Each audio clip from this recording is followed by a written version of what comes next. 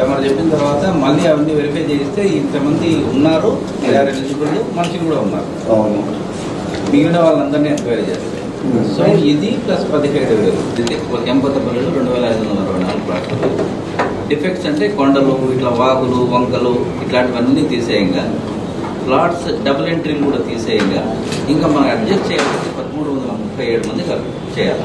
మిగిలిన అన్నీ కూడా మనము ఈ దీంట్లో ఉన్నటువంటి మిగిలినటువంటి దాన్ని కూడా అడ్జస్ట్ చేసేసాం.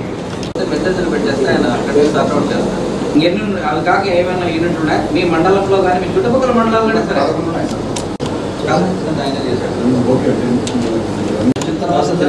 బాగా ఇంప్రూవ్ ప్రాబ్లం ఉండదు. మనకు ఐరన్ ఇవి దొరుకుతాయి, మనకు కంపెనీ మనకు బాగానే సప్లై ఉంది. అది ఇబ్బంది లేదా 100 బిల్ కావాల్సినటువంటి మెటీరియల్ అంతా ఒకేసారి తొలిచ్చేసాడు.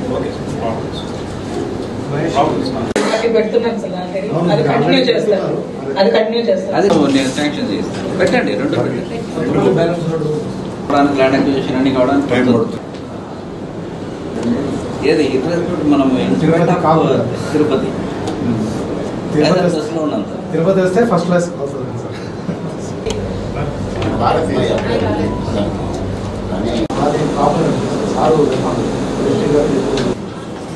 ఈ హౌసింగ్ విషయంలో మీ అందరి సహకారం లేకపోతే అస్సలు సాధ్యమయ్యే పని కాదు.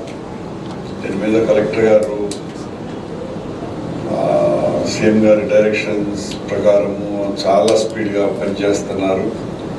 ఆయనకు నేను మరీ ధన్యవాదాలు తెలియజేసుకుంటున్నా. ఆయన పనితీరుకు అనుగుణంగా మీరంతా కూడా దాన్ని అందుకొని పనిచేయాల. కమిషనర్ గారు కూడా చాలా ఈ మధ్యన చాలా యాక్టివ్గా చాలా బాగా చేస్తున్నారు.